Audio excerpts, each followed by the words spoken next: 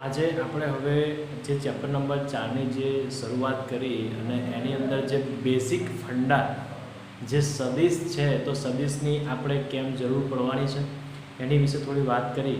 તો હવે સદિશ જોઈએ તો એવા ઘણા બધા સદિશ જે છે એ આપણે ત્યાં જોવાના છે. તો એની અંદર અલગ અલગ સદિશ છે. તો આજનો જે ટૉપિક છે એ ટૉપિકમાં 2 પોઈન્ટ કવર કરવાના છે: સદિશોની સમાનતા અને સદિશોનું બીજગણિત. અને ત્રીજો એક પોઈન્ટ છે મુક્ત સદિશ, જેને આપણે ફ્રી વેક્ટર કહીએ છીએ, જે કાલના લેક્ચરમાં સેજ સ્કીપ થઈ ગયું. તો આ જે મુક્ત સદિશ છે એ કોને કહેવાય? જે ફ્રી વેક્ટર છે, યાદ રાખજો, આ ફ્રી વેક્ટર કોને કહેવાય? તો મુક્ત સદિશ એટલે શું? તો મુક્ત એટલે કે ફ્રી, કે જેને તમે ફ્રીલી ડ્રો કરી શકો. મતલબ કે જે સદિશ છે, જે સદિશ રાશિ છે, એનું મૂલ્ય અને એનો એકમ સાથે એની ચોક્કસ દિશામાં તમે કોઈ પણ જગ્યાએ ડ્રો કરી શકો. તો એવા સદિશને શું કહેવામાં આવે છે? મુક્ત સદિશ તરીકે ઓળખવામાં આવે છે. મગજમાં ફરીથી રિપીટ કરાવું છું તો હવે મુક્ત સદિશ કોને કહેવાશે? તો કે તમે કોઈ પણ એક સંદર્ભ બિંદુ લઈ લો. એક્ઝામ્પલ તરીકે તમે ગમે ત્યાં ડ્રો કરી શકો. એનો મિનિંગ શું છે કે તમે કોઈ પણ એક સંદર્ભ બિંદુ લો. સંદર્ભ બિંદુ મતલબ કે ત્યાંથી તમારે એની શરૂઆત કરવાની છે અને એનું મૂલ્ય અને એની દિશામાં એને ડ્રો કરો. તો એ સદિશને શું કહેવામાં આવે છે? મુક્ત સદિશ કહેવામાં આવે. મુક્ત સદિશની વ્યાખ્યા ધ્યાન રાખવી કે સંદર્ભ બિંદુની સાપેક્ષે તે સદિશના મૂલ્ય અને તેની દિશામાં દોરવામાં આવે તો તેવા સદિશને શું કહેવામાં આવે છે? ફ્રી વેક્ટર તરીકે ઓળખવામાં આવે છે. આપણે 12 સાયન્સની અંદર ઘણી જગ્યાએ આપણે મુક્ત સદિશોના યુઝ થવાના છે.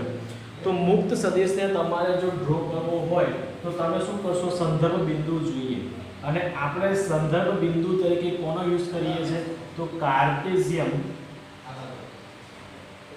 યામ પદ્ધતિ જે છે, કાર્ટેશિયન યામ પદ્ધતિ. તો કાર્ટેશિયન યામ પદ્ધતિ મીન્સ વોટ? તો તમને યાદ છે કે કોઈ પણ આ એક પોઈન્ટ છે તો એ પોઈન્ટથી એક અક્ષ આવે x આવે, બીજી કોઈ અક્ષ આવે એ સપોઝ y આવે, અને ત્રીજી કોઈ અક્ષ આવે એનું કહીએ છીએ આપણે z. તો આ જે ત્રણે ત્રણ અક્ષો જે જગ્યાએથી નીકળી છે એનો જે કોમન પોઈન્ટ છે એ કોમન પોઈન્ટને શું કહેવામાં આવે છે? સંદર્ભ બિંદુ તરીકે આપણે ધારણ કરવાના છે. એકચ્યુઅલી તમે કોઈ પણ જગ્યાએ સંદર્ભ બિંદુ પસંદ કરી શકો. અહીંથી બી લઈ શકો, અહીંયા આગળ બી લઈ શકો, અહીંયા આગળ બી લઈ શકો. પરંતુ આપણે જે ઈઝી રહે અને સરળતા ખાતર આપણે કાર્ટેશિયન યામ પદ્ધતિનું જે ઉગમ બિંદુ આવે તો એ ઉગમ બિંદુને આપણે રેફરન્સ તરીકે ત્યાં યુઝ કરવાના છે. અને એમાંથી તમે જે સદિશ ડ્રો કરવાના છે એ સદિશને શું આપણે કહીશું? મુક્ત સદિશ તરીકે આપણે ઓળખીએ છીએ. તો આઈ હોપ કે જે મુક્ત સદિશનો જે કોન્સેપ્ટ છે એ વસ્તુ મગજમાં ફિટ થઈ. હવે વાત કરીએ સદિશોની સમાનતા. સદિશોની સમાનતામાં શું છે કે આપણે અલગ અલગ ઘણા બધા સદિશો જોઈશું કે જેની અંદર એક્ઝામ્પલ તરીકે હું લેતો જાઉં કે સપોઝ માન લો કે કોઈ સમાન સદિશ છે. તો એ સમાન સદિશ કોને કહેવાશે? બીજી વાત કરી લઈએ તો કે ભાઈ અસમાન સદિશ, અથવા તો એને કહી શકાય તો કે ભાઈ વિરુદ્ધ સદિશ. ત્રીજો વાત કરીએ તો કે ભાઈ સમાંતર સદિશ. ચોથી વાત કરીએ તો પ્રતિ સમાંતર સદિશ. પાંચમી વાત કરીએ તો અસમાંતર સદિશ. તો આવા જે ઘણા બધા સદિશો છે તો એ સદિશ વિશે આપણે થોડી ચર્ચા કરવાની છે. તો કોન્સેપ્ટ મગજની અંદર જો ઘુસાડવો હોય તો યાદ છે કે ભાઈ સદિશ શું છે? તો સદિશને આપણે જાણીએ છીએ કે ભાઈ જ્યારે કોઈ રાશિ છે જો એ સદિશ હોય તો એને દર્શાવવી હોય તો આપણે શું કરીએ છીએ? તો એની દિશાની અંદર આપણે એક તીર ડ્રો કરીએ. અને બીજું યાદ છે કે જે સદિશ હોય છે, સદિશ રાશિને દર્શાવવા માટે આપણે કઈ કઈ રીતનો ઉપયોગ કરીએ તો કે જે એની સંજ્ઞા છે એને ઘાટી કરવામાં આવે, અથવા તો એ જ જે સંજ્ઞા છે એની ઉપર શું મૂકવામાં આવે, તીર મૂકવામાં આવે. તીરમાં શું આવે, પૂંછ આવે અને શીર્ષ આવે. અને જો પૂંછ આવે ત્યાંથી શરૂઆત થાય અને શીર્ષ આવે એ બાજુ તમને શું જોવા મળે, એ રાશિની દિશા તમને જોવા મળે. તો આટલું બેઝિક વિશે વાત કરી અને એના પછી આવ્યું મુક્ત સદિશ. તો મુક્ત સદિશ કોને કહેવાય, તો એ ફ્રી વેક્ટર છે. ફ્રી મતલબ કોને કહેવાય કે ત્યાં તમે એને ઇઝીલી ગમે તે જગ્યાએ ડ્રો કરી શકો. પરંતુ આપણે કોના સંદર્ભમાં વાત કરશું તો કાર્ટેશિયન યામ પદ્ધતિનું જે ઉગમ બિંદુ છે ત્યાંથી આપણે શરૂઆત કરશું. કેમ, તો સરળતા માટે આપણે ત્યાં એને યુઝ કરશું. પછી શું આવે છે કે ભાઈ અલગ અલગ થોડી સ્ટોરી રીતનું છે કે અલગ અલગ જે સદિશો છે એના અલગ અલગ જે સદિશોની સમાનતાઓ વિશે થોડી વાત કરવાની. એની અંદર થોડા મેં અહીંયા લખેલા છે સદિશો, એના વિશે આપણે વાત કરીએ. તો પહેલો જે આવે છે સદિશ છે તમારો સમાન સદિશ છે. તો સમાન સદિશ કોને કહેવાય, ધ્યાન રાખજો, સમાન સદિશ કોને કહેવાય? તો જે સદિશના મૂલ્યો અને દિશા કેવી હોય તો કે સમાન હોય તો તેવા સદિશને કહેવાય સમાન સદિશ તરીકે ઓળખવામાં આવે છે. એક્ઝામ્પલ તરીકે જો સપોઝ આ એક સદિશ છે મારો A સદિશ અને આ એક સદિશ છે મારો B સદિશ. તો આનો મતલબ શું છે કે ભાઈ A સદિશ અને B સદિશ કેવા છે તો કે એમની દિશા કેવી છે, સમાન છે. એરો જુઓ, આ શું છે તમારી પૂંછ છે અને આ શું તમારું આ બાજુ ભાગ તમારો શીર્ષ છે. તો એના શીર્ષ બંનેના સેમ દિશામાં છે અને એની જે મૂલ્ય છે મતલબ કે તમારું મૂલ્ય કેવું હોવું જોઈએ, સમાન હોવું જોઈએ. અને દિશા કેવી હોવી જોઈએ તો કે AB કેવી હોવી જોઈએ, સમાન હોવી જોઈએ. તો એવા સદિશને શું કહેવામાં આવે, સમાન સદિશ તરીકે ઓળખવામાં આવે. અને બંને જે સમાન સદિશો હોય એના વચ્ચેનો જો તમે થીટા ફાઇન્ડ આઉટ કરો તો એ કેટલો આવે, તો એ ડિપેન્ડ્સ એક જ ડાયરેક્શનમાં છે. તો તમારો થીટા કેટલો બને એના વિશે વાત કરીએ તો તમારો થીટા કેટલો આવે, જો સમાન દિશામાં હોય તો થીટો વસ્તુ ત્યાં પોસિબલ છે નહીં, તમે 0 માની શકો. ક્લિયર છે? બીજી વાત થાય છે અહીંયા આગળ કે ભાઈ સમાન સદિશ જોયો તો હવે વિરુદ્ધ સદિશની વાત કરીએ તો બીજો ટોપિક તમારો કયો આવે છે, વિરોધી સદિશ અથવા તો વિરુદ્ધ સદિશ. તો આમાં શું છે કે આની અંદર સેમ છે કે જો આમાં તમે જોવા જાઓ તો કે વિરુદ્ધ મતલબ કેવો હોવો જોઈએ તો ઓપોઝિટમાં થાય. આ A સદિશ છે એનું ડાયરેક્શન સપોઝ આ બાજુ છે તો જે B વાળો સદિશ છે કે બાજુ હશે એનાથી ઉલટો હોય. ક્લિયર છે? જે વાત થઈ કે ભાઈ સમાન સદિશ કોને કહેવાશે તો સમાન સદિશની અંદર જે મૂલ્ય હોય અને જે દિશા હોય એ કેવી હોય, સમાન હોય. વિરુદ્ધ સદિશમાં શું જોવા મળશે કે વિરુદ્ધ સદિશની અંદર જે એનો મૂલ્ય છે અને એની દિશા છે એ કેવી હોય છે, સમાન હોવી જોઈએ. મૂલ્યમાં આમાં થોડી છૂટછાટ છે કે જો મૂલ્ય કેવું હોય, જો સમાન હોય અને અહીંયા આગળ મૂલ્ય સમાન હોવું જોઈએ અને દિશા બી કેવી હોવી જોઈએ, સમાન હોવી જોઈએ. તો આવા સદિશને શું કહીએ છીએ આપણે, વિરોધી સદિશ તરીકે ઓળખીએ છીએ. થોડું ધ્યાન રાખજો કે સમાન સદિશ મતલબ શું કે દિશા સમાન અને દિશા સમાન અને મૂલ્ય બી સમાન. વિરોધી સદિશ કોને કહેવાય કે જેની દિશા કેવી હોય તો દિશા કેવી હોય, દિશા આગળ સમાન નહીં આવે, દિશા કેવી આવશે, આગળ અસમાન આવશે. ક્લિયર? વિરોધી મતલબ કેવા, એકબીજાની ઓપોઝિટ. તો એને શું કહેશું કે મૂલ્ય સમાન હોઈ શકે અને દિશા કેવી હશે, હંમેશા માટે અસમાન હશે. ક્લિયર છે? તો આ બે ટોપિક થોડા તમારા કવર થયા, ધ્યાન રાખીએ, આગળ વધીએ.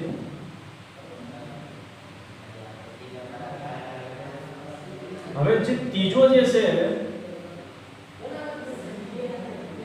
જેને કહીએ છીએ આપણે સમાંતર સદિશ.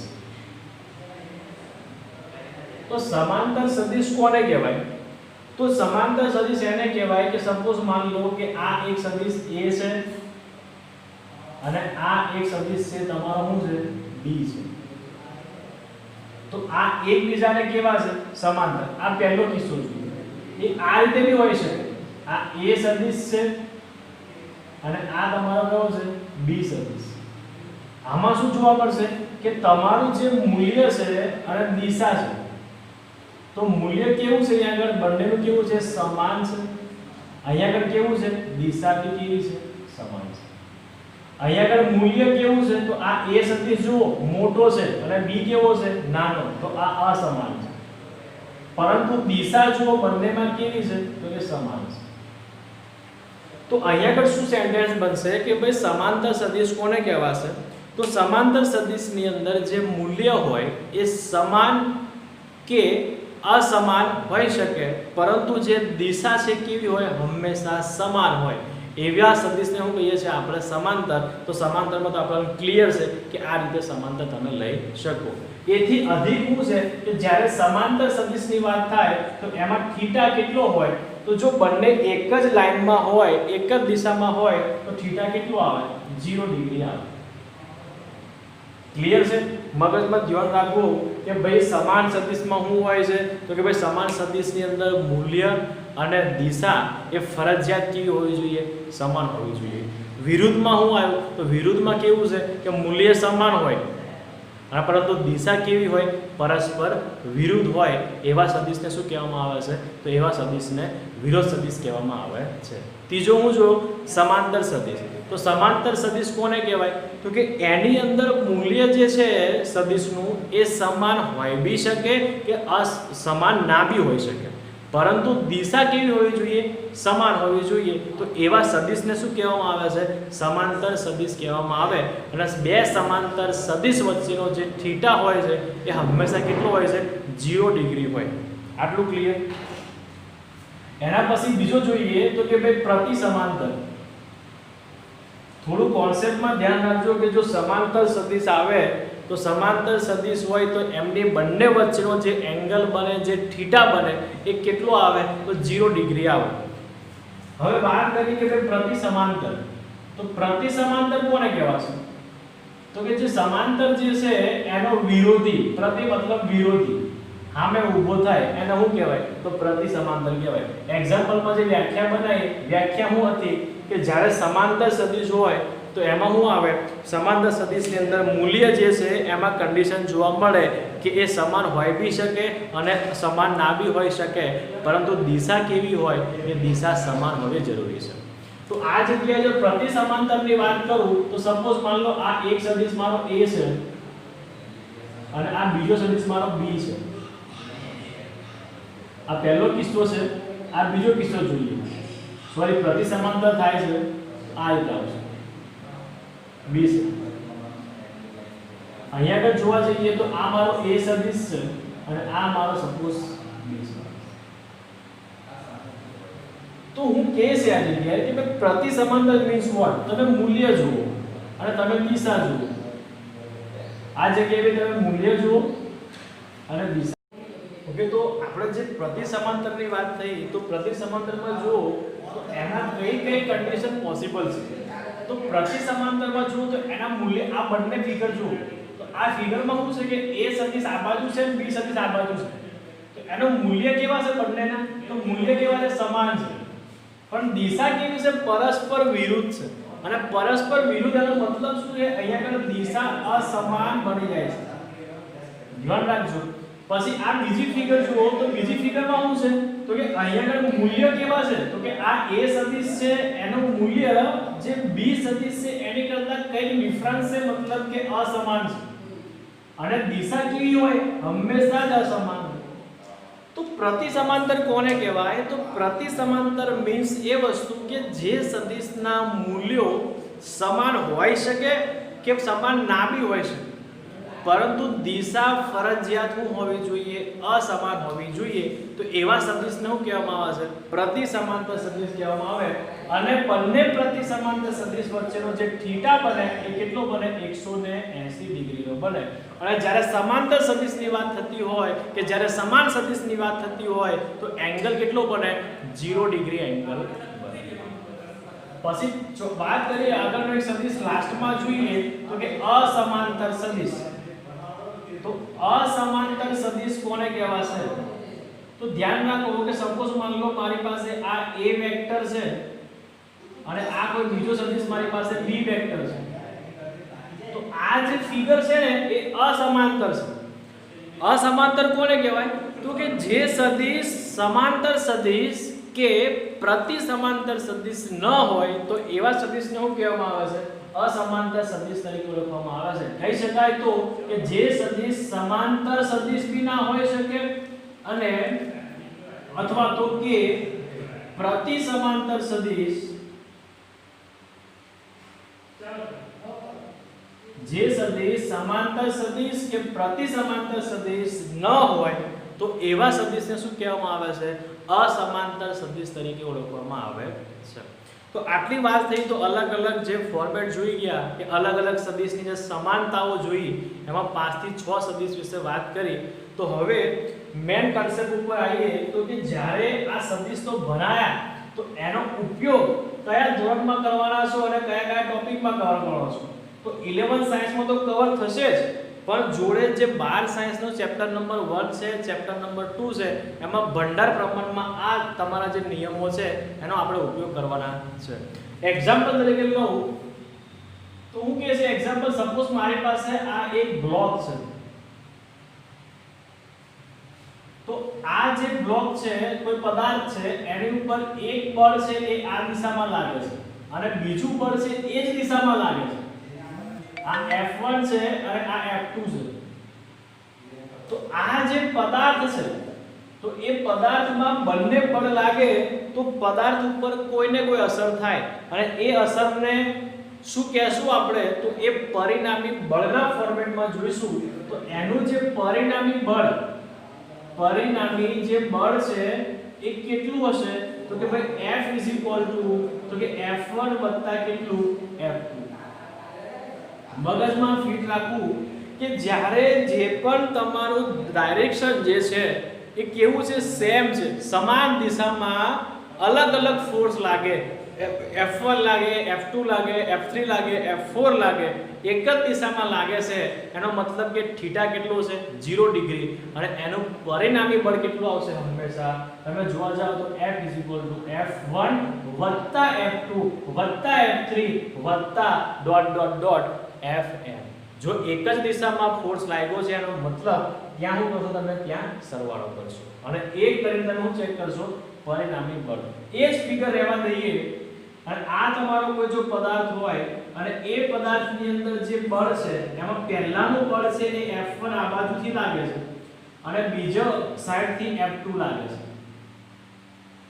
તો હવે ધ્યાન જોજો કે સપોઝ કે એક કોઈ માણસ ઊભો હોય, હવે એને તમે દબાવો છો, એક સપોઝ કોઈ પદાર્થ છે, માન લો આ પદાર્થ છે, તો આ પદાર્થથી તમે આ બાજુથી જે બળ લગાડો છો એ સપોઝ માન લો 10 ન્યૂટન છે અને આ બાજુથી જે બળ લગાડો છો એ સપોઝ માન લો 8 ન્યૂટન છે. તો આખો જે પદાર્થ છે એને બે બળ લાગે છે. તો એ પદાર્થ છે એ કેટલા બળનો અહેસાસ કરતું હશે, એની ઉપર પરિણામ સ્વરૂપે કેટલું બળ લાગતું હશે જે આપણે કેલ્ક્યુલેટ કરવું હોય. તો જો દિશા સમાન હોય તો બંને બળને સરવાળો કરવાનો. જો દિશા કેવી છે? પ્રતિ સમાંતર, બંને કેવી છે? ઓપોઝિટ ડાયરેક્શનમાં છે. તો શું કરશું? તો કે જે મોટી વસ્તુ છે એનામાંથી હંમેશા નાની વસ્તુ બાદ કરી નાખશું. સપોઝ માન લો કે આનું પરિણામી કેટલું આવશે? તો કે F કેટલું? તો F1 F2. તમે આ ઇક્વેશન ની યાદ રાખો. જ્યારે સમાંતર હોય છે ત્યારે અને પ્રતિ સમાંતર હોય ત્યારે તમે પરિણામી બળ, પરિણામી વિદ્યુત ક્ષેત્ર અથવા તો પરિણામી કોઈપણ સદિશ રાશિ છે એ કઈ રીતે મેળવી શકો? એ પ્લસમાં હોય તો સમાન દિશામાં લાગતું હશે, જો માઈનસ હોય તો એ પ્રતિ સમાન દિશામાં લાગતું હશે. એટલે શું કહી શકાય કે આમાં એવું જરૂરી નથી કે મેં F1 ને જ પ્લસ લઉં કે F2 ને જ માઈનસ લઉં. એમાં તમે જે વેલ્યુ મોટી દેખાય એમાંથી નાની વેલ્યુ બાદ કરી દેવાની, એટલે ગણતરીમાં સરળતા રહે. ક્લિયર? એક નાનો તો ટોપિક છે એ જોઈ લઈએ અને જે લેક્ચર છે પૂર્ણ કરીએ. તો અહીંયા આગળ જુઓ તો સદિશનું બીજગણિત.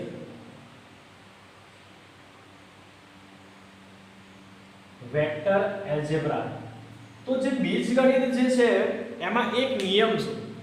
નિયમ શું કહે છે કે જ્યારે કોઈ સદિશ રાશિને એને કોઈ પણ સંખ્યા વડે અથવા તો અચળ સંખ્યા વડે જો ગુણવામાં આવે તો એનું જે મૂલ્ય છે, જે સદિશ રાશિનું જે મૂલ્ય છે એ એટલા ગણું થઈ જાય. એક્ઝામ્પલ તરીકે જો મેં વેગને k વડે ગુણું તો વેગનું મૂલ્ય કેટલું થઈ જશે? k ગણું. પરંતુ એની દિશામાં કોઈ બદલાવ થતો નથી. તો આ એક બેઝિક સદિશના બીજગણિતનો નિયમ છે જે યાદ રાખો. હું કહે છે કે સપોઝ કોઈ સદિશ રાશિને